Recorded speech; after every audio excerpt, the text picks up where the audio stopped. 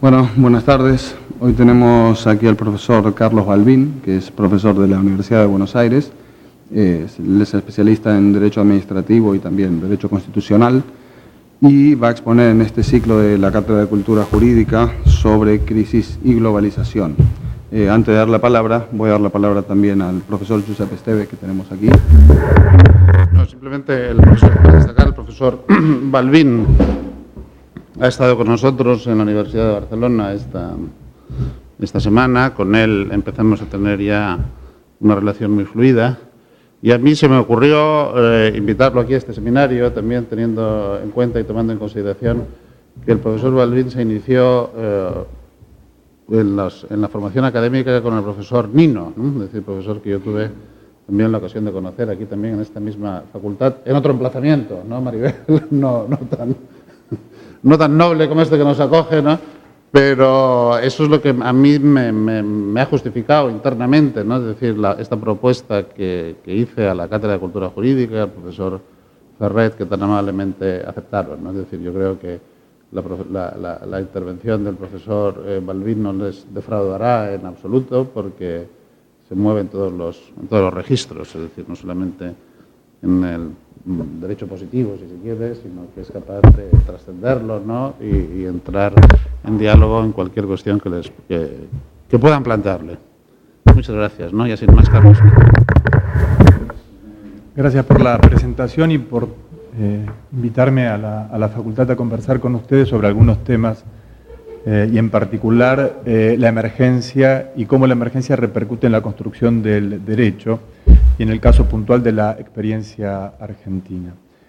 Antes de hablar puntualmente de eso, creo que es importante contextualizar en términos constitucionales el sistema argentino, no contar aquí la Constitución o la interpretación de la Constitución en mi país, pero sí al menos creo importante marcarles dos notas, porque estas dos notas que creo relevantes son importantes para luego comprender los aspectos más específicos de la emergencia y las consecuencias jurídicas de la emergencia.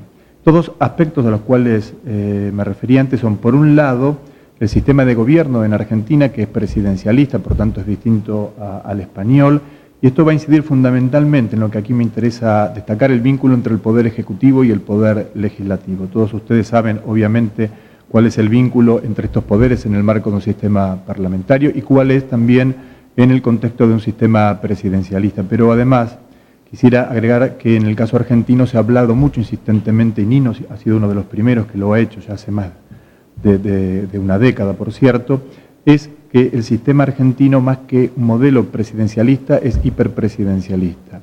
Y esto quiere decir, palabras más o menos, que es un modelo en el cual el Poder Ejecutivo concentra potestades excesivas y entre estas potestades excesivas, particularmente las potestades legislativas. Dicho esto en palabras simples, el modelo hiperpresidencialista, como se caracteriza habitualmente al sistema argentino, es un modelo institucional en el cual el Poder Ejecutivo legisla, y legisla habitualmente. Esta es la primera consideración, y la segunda es el papel del Poder Judicial, que contrasta claramente con el modelo español y otros sistemas europeos, en cuanto al control de constitucionalidad. En Argentina, el control de constitucionalidad por parte de los jueces es difuso y no concentrado, como ocurre aquí, de modo que, dicho también en palabras simples, didácticas, pedagógicas, cualquier juez en la Argentina puede declarar inconstitucional una ley. Y a esto debiéramos sumarle dos detalles más para comprender la profundidad de este acerto. Por un lado, que los jueces pueden de oficio incluso declarar la inconstitucionalidad de la ley, es decir, aun cuando las partes en el marco de un proceso no le planteasen al juez la invalidez de la ley, el juez por sí solo puede introducir en el debate entre las partes la validez o invalidez de la norma y declararla luego inconstitucional. Y el otro punto que creo importante también para comprender cuál es el papel del Poder Judicial en la Argentina es que los jueces a veces declaran la invalidez de las leyes con efectos absolutos. Es decir, nosotros tradicionalmente, al igual que en el modelo norteamericano, es decir, los jueces en la Argentina declaraban inconstitucional la ley y eso solo alcanzaba a quienes eran parte en el proceso. Y es que ahora se ha planteado la inconstitucionalidad de la ley con efectos erga omnes. De modo que también respecto a este segundo punto, es importante decir que en ciertos casos los jueces derogan o abrogan las normas. En síntesis, entonces, de acuerdo a lo que he dicho hasta ahora y en el marco constitucional, debiera recalcar, por un lado, que el Poder Ejecutivo muchas veces legisla en la Argentina y por el otro lado que los jueces derogan leyes. Esto, claro, dicho con superficialidad, no debiera profundizarlo más y contar más, pero simplemente está dicho en términos contextuales para luego sí introducirnos en otros aspectos más puntuales. Argentina, dejo esta introducción en términos constitucionales y ahora sí voy a plantear una contextualización histórica, y es que en Argentina a partir del año 1929 se producen las primeras crisis. No hablo solo de crisis políticas, sociales, sino también crisis institucionales y crisis o emergencias jurídicas. Y la primera crisis, además, claro, la ruptura institucional del año 1930, se da porque en virtud de las corrientes migratorias desde Europa a la Argentina se produce una crisis habitacional y en virtud de esa crisis habitacional es que Argentina va a dictar una ley de emergencia. Uno podría citar innumerables leyes de emergencia en mi país, pero quizás una de las más importantes en términos históricos es la ley de emergencia de aquel año, de 1929-1930, en virtud de la cual el Estado va a intervenir en contratos entre particulares y en especial los contratos locativos destinados a vivienda y los contratos hipotecarios o mutuos hipotecarios, y el Estado interviene en estos casos. Continúan las crisis y por tanto las leyes de emergencia. Yo me voy a centrar particularmente en la crisis del año 2001 de la Argentina, pero antes de hacerlo quisiera decir que si cualquiera quiere acercarse al conocimiento de una crisis en la Argentina en términos jurídicos debiera hacer uso de tres materiales jurídicos relevantes que son, por un lado, la ley. Cada gobierno, y particularmente en los últimos tiempos, cuando asume, lo primero que hace es impulsar una ley de emergencia a través del Congreso. En segundo lugar, los decretos del Poder Ejecutivo, que son aquellos que, en definitiva, desarrollan normativamente la crisis o la emergencia que ha sido declarada por la ley previa. Y en tercer término, los fallos judiciales que habitualmente convalidan tanto la ley como los decretos dictados en su consecuencia. Cada gobierno, por tanto, puede ser analizado desde una matriz sociológica, política, pero también jurídica. Y si fuera jurídica, entonces vamos a hacer uso de estos tres instrumentos que son, como dije anteriormente, la ley de emergencia, el decreto y el fallo judicial. Es más, cito esto como ejemplo. En el año 2001, en el marco de la crisis que todos conocemos, al menos mediáticamente, Argentina va a dictar una ley de emergencia que ha sido prorrogada y que está aún vigente. Es decir, que la emergencia en términos jurídicos de la Argentina sigue en pie por la prórroga permanente de la ley de emergencia. La emergencia ha sido definida por los tribunales y uno, a partir de la intervención de los tribunales, podría desarrollar una teoría dogmática sobre la emergencia, pero lo cierto es que luego no se cumple con estos presupuestos que plantean los jueces. Por tanto, uno de los puntos quizás más críticos de la emergencia, si uno analiza, vuelvo hacia atrás, la teoría dogmática construida por los jueces han dicho en primer término que la emergencia debe nacer de una ley. Pero sin embargo, con el paso del tiempo y con la intervención luego de los propios jueces, se va a convalidar que la emergencia sea declarada por un decreto del Poder Ejecutivo y no solo por la ley. Y me voy introduciendo quizás en uno de los puntos centrales de la emergencia, en términos no ya normativos, sino más teóricos o abstractos. Una de las consecuencias, desde mi punto de vista, de la emergencia es la concentración del poder y la concentración en el Poder Ejecutivo, porque si el Poder Ejecutivo legisla en periodos de normalidad, legisla mucho más en periodos de emergencia, y esta es una de las consecuencias más críticas, desde mi perspectiva, de la emergencia. Otro de los puntos centrales de la teoría dogmática de la emergencia en la Argentina, además de que debiera, en teoría, ser creada por ley, es la temporalidad de la emergencia. Sin embargo, la práctica ha mostrado que las emergencias se prorrogan una tras otra y, por tanto, las emergencias no son transitorias, sino casi permanentes.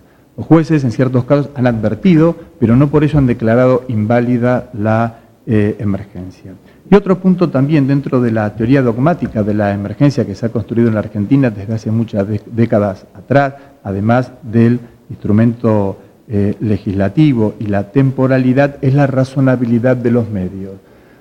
O sea, la razonabilidad y la proporcionalidad de las decisiones del Estado y su vínculo con la declaración de emergencia. Esta es la teoría dogmática. Si uno tuviese que explicar la emergencia, no ya en términos políticos o sociales, sino jurídicos, debiera decir, desde mi punto de vista, que se ha hecho una construcción teórica dogmática de la emergencia, cuyos pilares fundamentales son los que cité anteriormente. Cierto es también que estos pilares se van a ir debilitando con el paso del tiempo. Dicho todo esto, voy a la emergencia del año 2001 y sobre todo un punto que me interesa especialmente conversar con ustedes es cómo la emergencia y esa construcción jurídica dogmática va a incidir en los institutos más específicos del derecho público y del derecho administrativo en particular. Porque a partir de la emergencia, y más cuando la emergencia es recurrente o casi permanente, comenzamos a modelar los institutos del derecho positivo y en particular del derecho administrativo con otro contenido y con otros alcances. La ley de emergencia particularmente va a incidir en primer término en el poder de regulación estatal. De todos modos, antes de introducirme en estos capítulos específicos, quiero decir que la teoría dogmática de la emergencia se centra en el derecho de propiedad, básicamente, y no en los derechos sociales, porque cuando uno analiza teoría dogmática de la emergencia en el derecho argentino, la ley más la interpretación de los tribunales, que es lo que he intentado explicar antes, cuando uno sigue avanzando, en un momento se pregunta, pero ¿cuál es el otro pilar de esta construcción? Además del poder estatal y los límites del poder estatal, el derecho de propiedad y cómo el Estado avanza sobre el derecho de propiedad. Pero no se ha creado, al menos entre nosotros en la Argentina, y yo creo que este es un déficit grave, una teoría dogmática de la emergencia respecto de los derechos sociales. Esto es, cómo incide la emergencia en el respeto de los derechos, en el reconocimiento de los derechos sociales. Todo lo que voy a hablar de aquí en más está centrado en el derecho de propiedad, porque es un análisis básicamente descriptivo, aunque también crítico, pero básicamente descriptivo. Digo entonces que la emergencia va a incidir en el poder de regulación estatal, porque el Estado va a intervenir fuertemente en los contratos entre particulares. Y voy a dar dos ejemplos aquí porque tiene algún punto en común con el caso español, salvando ciertamente las muchas diferencias. Antes de mencionar este tema puntual del poder estatal de intervención sobre contratos privados, hay que decir también, creo, en términos razonables, que en Argentina en aquel entonces existían dos leyes. Una era la ley de convertibilidad, esto va a permitir luego comprender más profundamente los institutos, según la cual un peso era igual a un dólar, y por otro lado una ley de intangibilidad de los depósitos bancarios, en virtud de la cual el Estado le garantizaba a cualquier ahorrista la integridad del capital depositado. Y me centro en el ejemplo porque creo que es interesante. Si uno, por caso, había depositado $100 en una entidad bancaria, el Estado, a través de la ley más el decreto, puntualmente un decreto, porque la ley le había transferido la potestad al presidente, y es este quien dictó el decreto, le decía a usted que $100, cada uno de esos dólares era igual a $1.40, cuando en verdad en el mercado libre el valor del dólar era de 3 o 4 pesos, con lo cual si uno había depositado $100, se le devolvían $30 o $40 o el equivalente en pesos, con lo cual usted podía adquirir en el mercado 30 o 40 dólares. Pero el Estado, además, también permitía que uno pudiese recuperar ese capital de $100 tras 10 años de espera, a través de bonos de la deuda pública argentina. De modo que el Estado asume esa responsabilidad. Este es un punto importante. El otro punto importante también es la intervención del Estado, no ya respecto de los contratos de depósitos bancarios. Es un ejemplo porque el Estado, en el marco de la emergencia, va a intervenir todos los contratos en dólares. Otro ejemplo de estos contratos son los préstamos hipotecarios o los mutuos hipotecarios. Y en este contexto, el Estado va a sancionar una ley diciéndole al acreedor que él no va a recuperar el capital en su integridad, sino solo parte del capital. De modo que el Estado, a través de la emergencia, dispuso una quita de capital.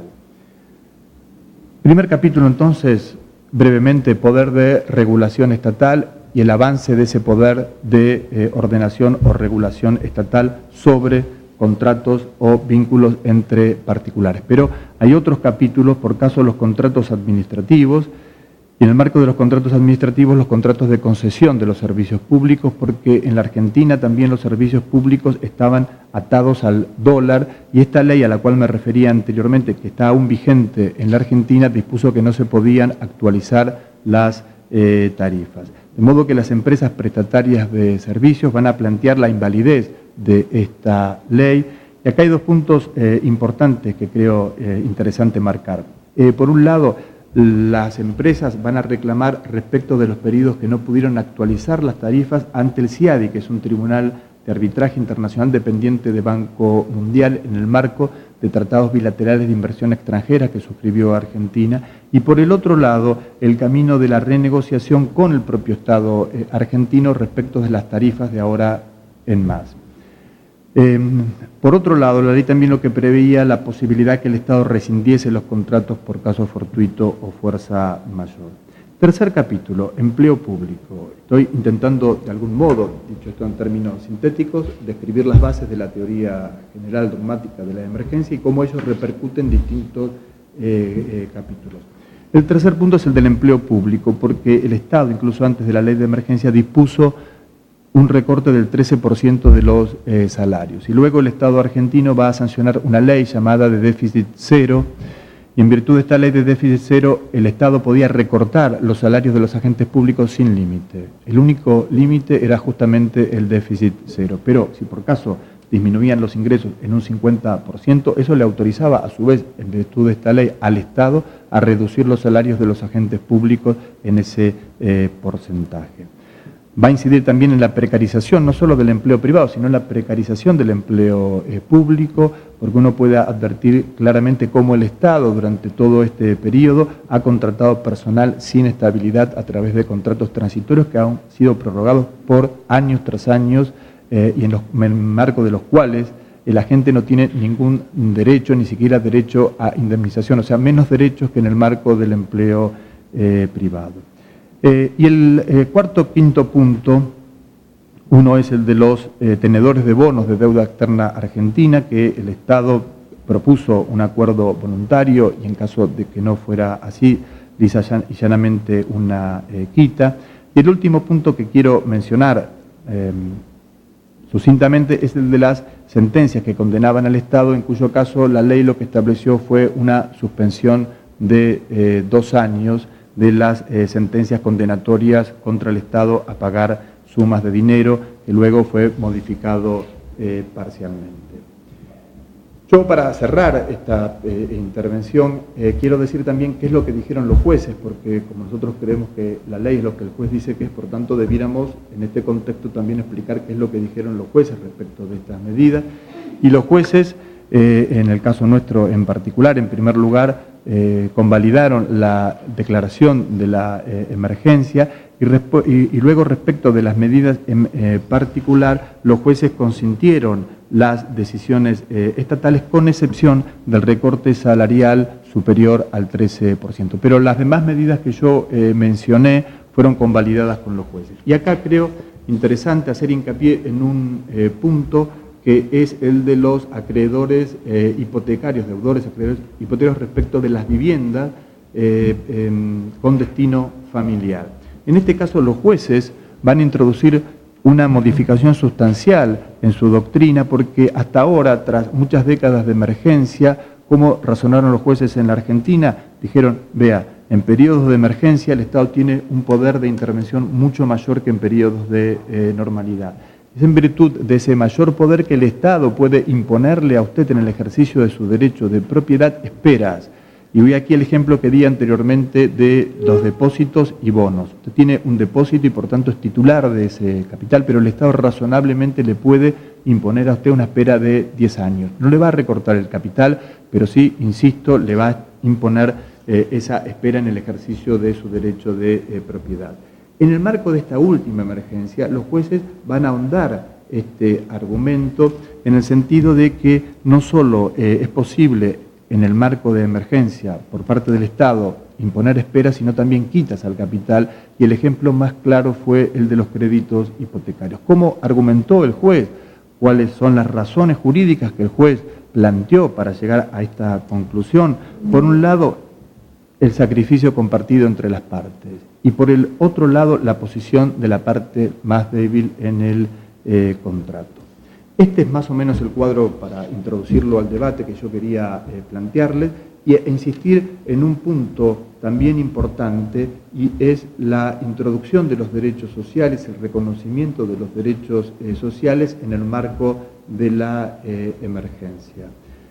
Yo creo, hace poco leía en un diario allí en Argentina a un jurista colombiano que se planteaba si el derecho latinoamericano podía enseñarle algo al derecho europeo.